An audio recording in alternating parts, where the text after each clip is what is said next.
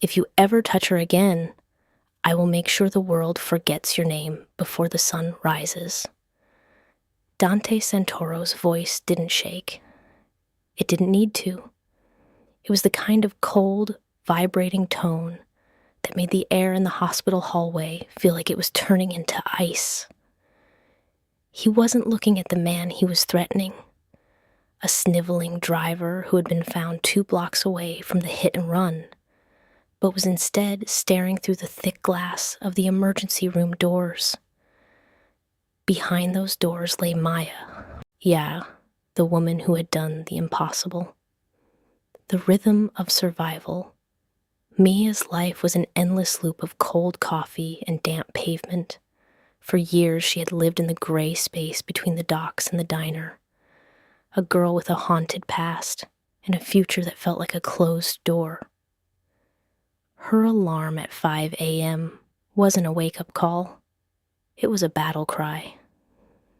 She put on her faded uniform, the fabric thinned by 1,000 washings, and pinned her name tag, Maya, slightly crookedly. And at the Silver Spoon Diner, she was invisible. She dodged grease and ignored the crude comments of men who saw her as part of the furniture. But Maya had a fire in her. She was saving every cent to escape the smell of smoke and the sound of breaking glass that had defined her childhood 10 years ago. She was a survivor, unaware that the universe was about to demand a sacrifice. The Crimson Coat. At 4:47 p.m., the city was a blur of steel and gray. Mia stood on the corner of Fifth Avenue, her mind drifting to her empty fridge. Then, she saw her. A little girl, no older than 5, stood just a few feet away. She was a vision of innocence, wearing a bright red wool coat with shiny brass buttons. Her dark curls escaped a white beret, and her eyes were fixed on a small silver ball that had escaped her grip. The ball rolled toward the gutter, then jumped the curb into the path of oncoming traffic. The girl laughed a sound so pure it felt like a sin in this city, and stepped into the street. Maya saw the black sedan before anyone else. It didn't just swerve, it accelerated.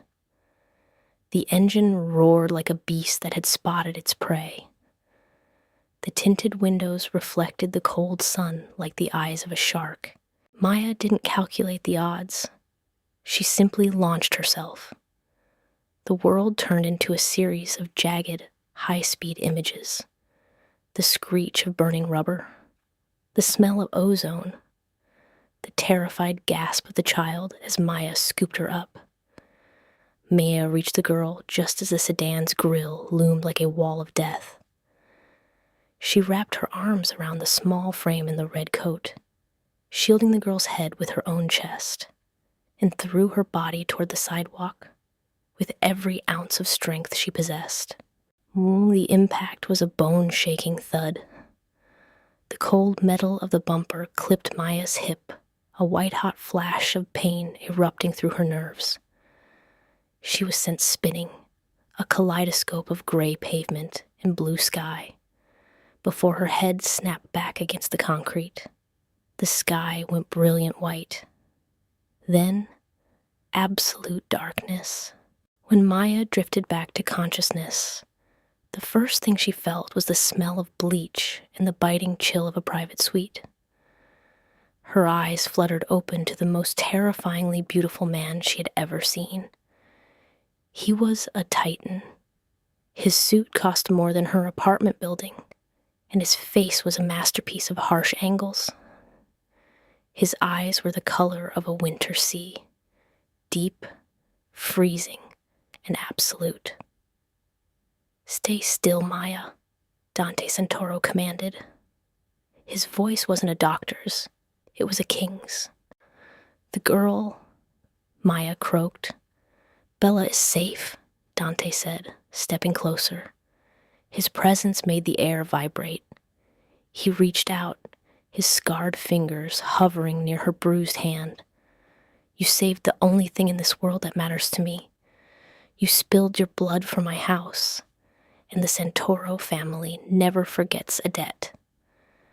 From this moment on, your life as a waitress is over. You are under my protection. Maya's heart hammered. She knew that name.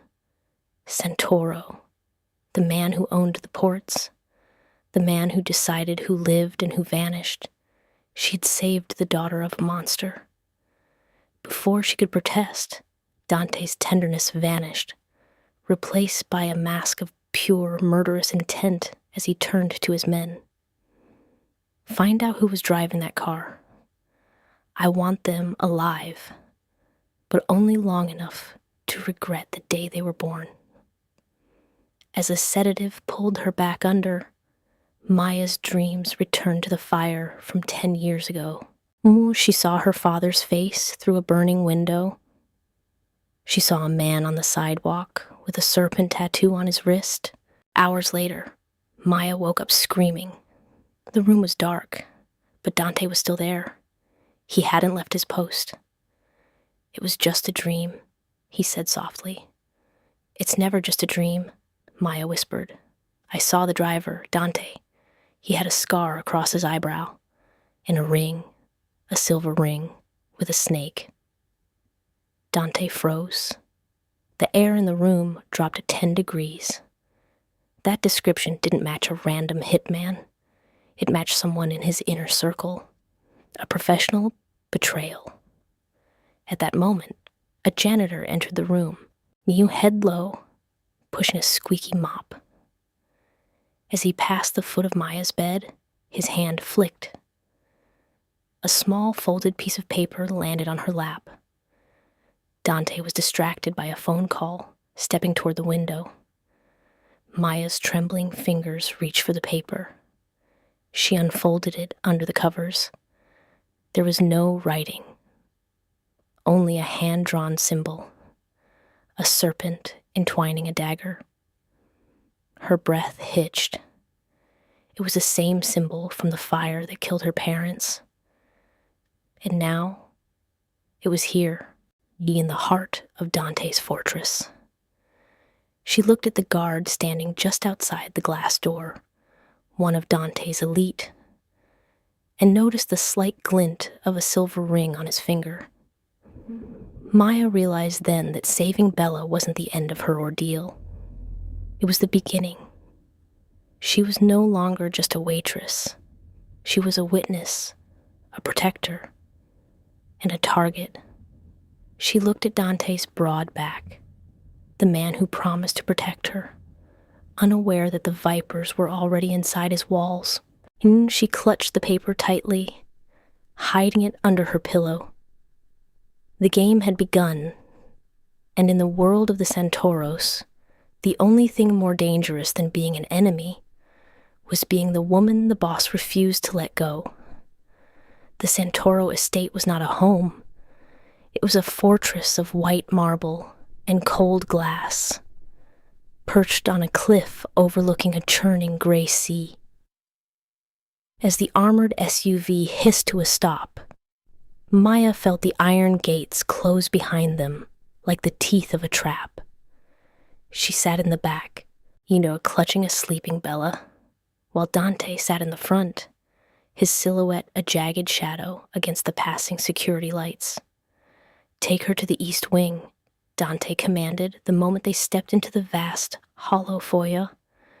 No one enters, not even the staff, without my verbal clearance. Maya was led through corridors filled with priceless art and silent statues. Her room was a masterpiece of silk and velvet, but to a girl from the docks, it felt like a gilded cell. She laid Bella down in the adjoining nursery, watching the child sleep. Bella was the only thing in this house that felt real. As Maya turned to leave the nursery, she found a woman standing in the doorway. She was breathtaking, tall, with hair the color of moonlight and eyes as sharp as diamonds. This was Elena, Dante's fiancée. She didn't look like a woman relieved that a child had been saved. She looked like a predator whose prey had just escaped. "So, you're the little hero," Elena said, her voice a thin, poisonous thread. "A waitress from the docks. Tell me, how much did you pay the driver to almost hit her? Was it worth the bruise on your head to get inside this house?" Maya felt the heat rise in her chest. "I don't know who you are, but I know what I saw. That car didn't almost hit her. It was aiming for her." Elena's eyes flashed with rage before smoothing into a mask of boredom. "Enjoy the silk sheets, Maya. In this world, heroes are just people who haven't been caught yet. And Dante, once he pays his debt, the garbage is always thrown out." Unable to sleep and haunted by the serpent note from the hospital, Maya slipped out of her room late at night. She moved with the practiced stealth of a girl who had spent years avoiding a landlord. She found herself near the restricted East Wing, a section of the house Dante had strictly forbidden her to enter. Driven by a gut feeling, she bypassed the keypad, using a trick she'd learned in the basement apartments of the docks, and pushed the heavy mahogany doors open. Expecting a vault or a weapon room, she instead found a clinical, high-tech infirmary. In the center of the room, surrounded by humming monitors, lay an old man. He was pale, his breathing assisted by a ventilator. Maya gasped. This was Dante's father, the old king who the world believed had died in the fire 10 years ago. He wasn't dead. He was a secret. "But what are you doing here?" Dante's voice came from the shadows. He was standing by the window, a glass of amber liquid in his hand. He looked exhausted, the Ice King mask slipping for a fleeting second. "You lied to everyone," Maya whispered. "The world thinks he's gone." "My father is the only reason the other families haven't started a full-scale war," Dante said, stepping into the light. "If they knew he was a vegetable, the city would burn. I keep him alive to keep the peace. And now, might you share the burden of that lie?" Maya's mind raced, but before she could speak, she heard muffled voices from the hallway. Dante pulled her behind a heavy curtain, just as the door to the infirmary cracked open. "Dante is distracted by the waitress," a voice whispered. It was Marco, Dante's right-hand man, the man who had stood guard at the hospital. "The Vipers are ready. Once the shipment arrives at the docks on Friday, we tie the Santoro name to the illegal cargo. The commission will strip Dante of his title, and will eliminate the girl and the waitress in the chaos." Maya felt Dante's body go rigid beside her. His hand moved to the small of her back, his grip tightening. She looked up at him. His eyes were twin pits of silver fire. The betrayal wasn't coming from the outside. It was already inside the room. The next morning, Maya was sitting in the garden with Bella when a maid named Rosa set down a tray of tea. "Be careful of the white tea," Rosa whispered, her eyes darting to the security cameras. "The mistress ordered it specifically for your breakfast." Maya waited until Rosa left, then tipped the tea into a nearby potted fern. Within minutes, the green leaves began to curl and turn a sickly, charred black. They weren't trying to kill her quickly. They were trying to weaken her, to make her look unstable or sick, so that Dante would discard her. Maya realized she couldn't wait for Dante to see the truth. She had to find the link between the fire of her past and the serpent ring Marco wore. That afternoon, she slipped into the security room during a guard rotation. Her fingers flew over the keys, pulling up the footage from the night of Bella's accident. She didn't look at the car. She looked at the driveway of the estate 30 minutes before the hit. There, on the grainy screen, she saw Elena handing an envelope to a man in a black sedan. And standing right behind her, his hand on her shoulder in a gesture far too intimate for a bodyguard, was Marco. The fiancé and the right-hand man were working together. Mia went to download the footage, her heart leaping as the progress bar hit 98%, 99%. Suddenly, the screen went black. Looking for something, little waitress, Maya spun around. Marco stood in the doorway, his silencer-equipped pistol leveled directly at her forehead. On his pinky finger, the silver serpent ring shimmered in the dim light. You just had to keep playing the hero, Marco sneered. Dante is currently being told that you were caught trying to kidnap Bella for the Vipers. By the time he gets back, your body will be in the harbor. Maya stared into the barrel of the gun, her mind flashing to the paperweight on the desk. This was no longer about survival. It was about the truth she carried. A truth that could either save Dante's empire or burn it to the ground. The security room was a tomb of flickering screens. Marco's finger tightened on the trigger, the silver serpent on his ring mocking Maya's silence. "Goodbye, hero," Marco sneered. Thwack. A heavy brass fire extinguisher collided with the back of Marco's skull. He crumpled like a discarded suit. Standing behind him was Rosa, the maid, her hands shaking. "Run, child," Rosa gasped. "The Vipers are at the gates." Marco wasn't just a traitor, he was the key. And they're coming to finish the Santoro line tonight.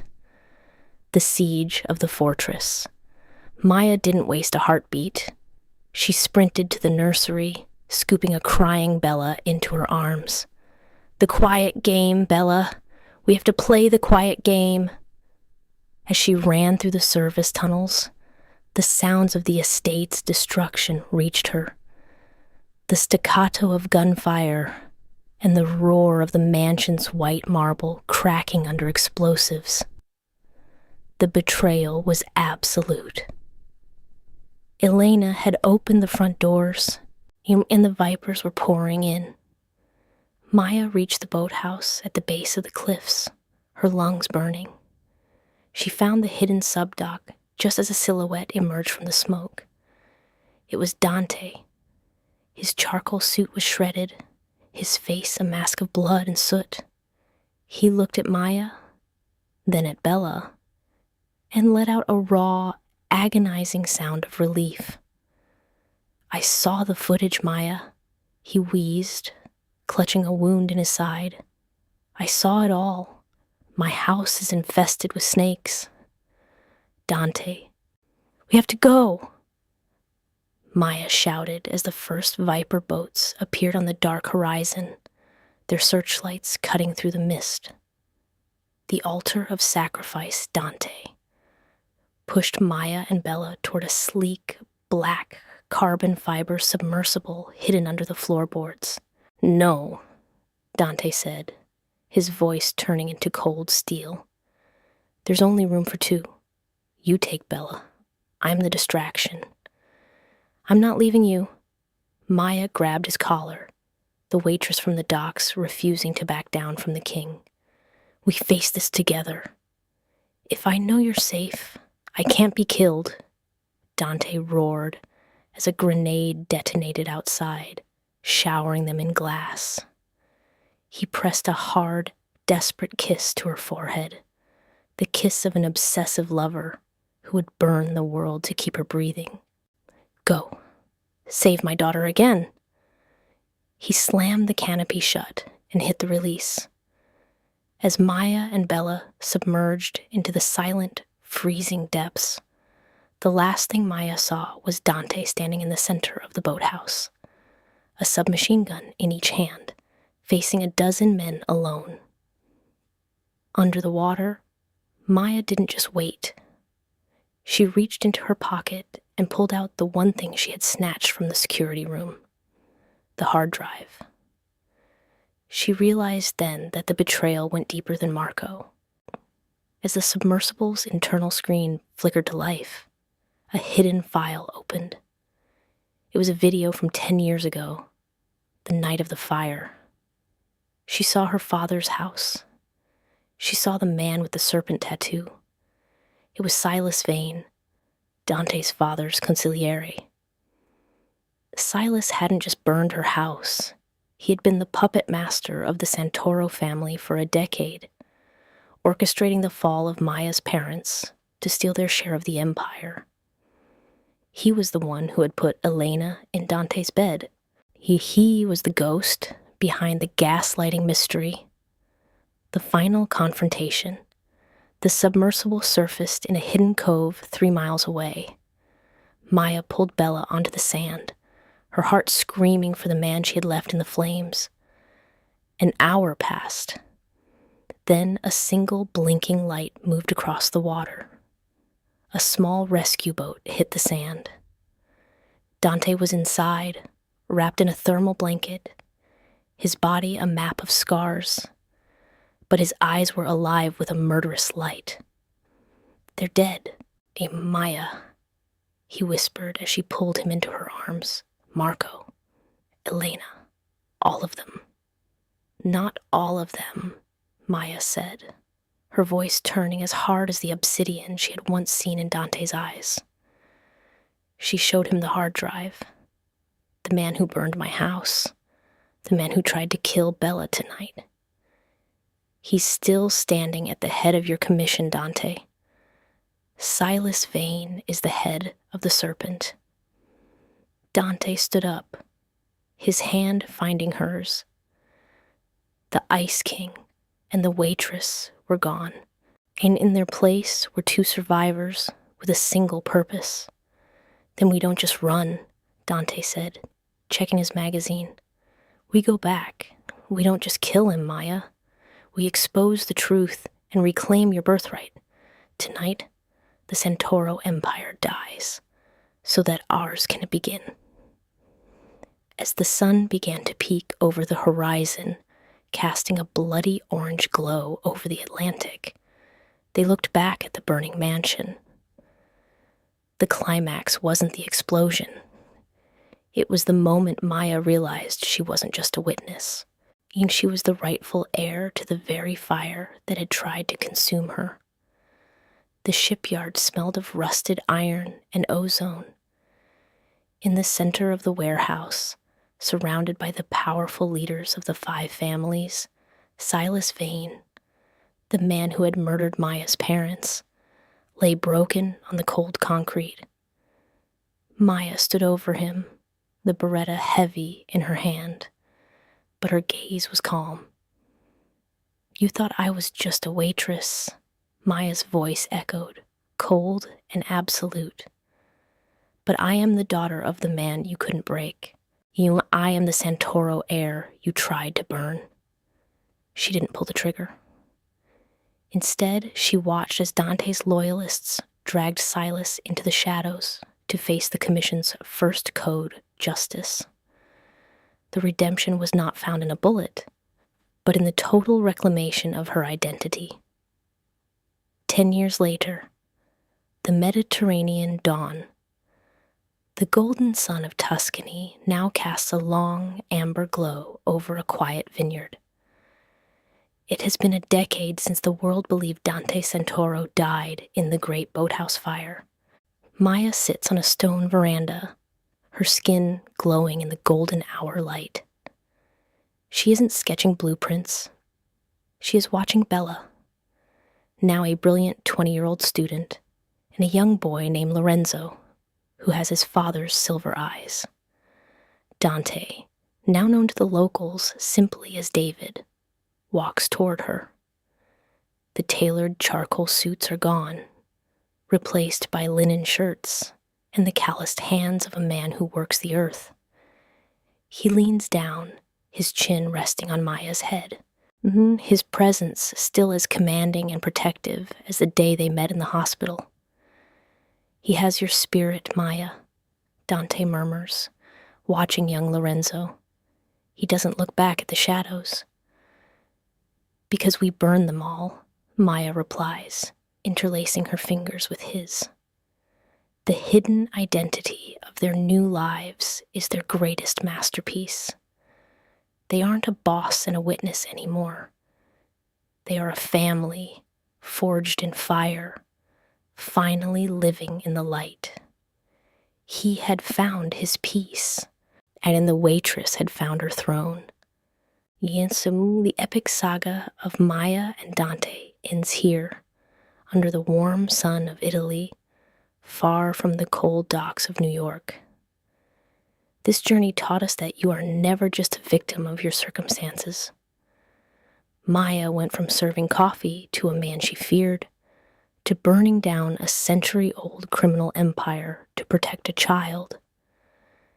Did you expect the twist about Maya's father being the rightful heir? Or the moment Dante chose his family over his crown?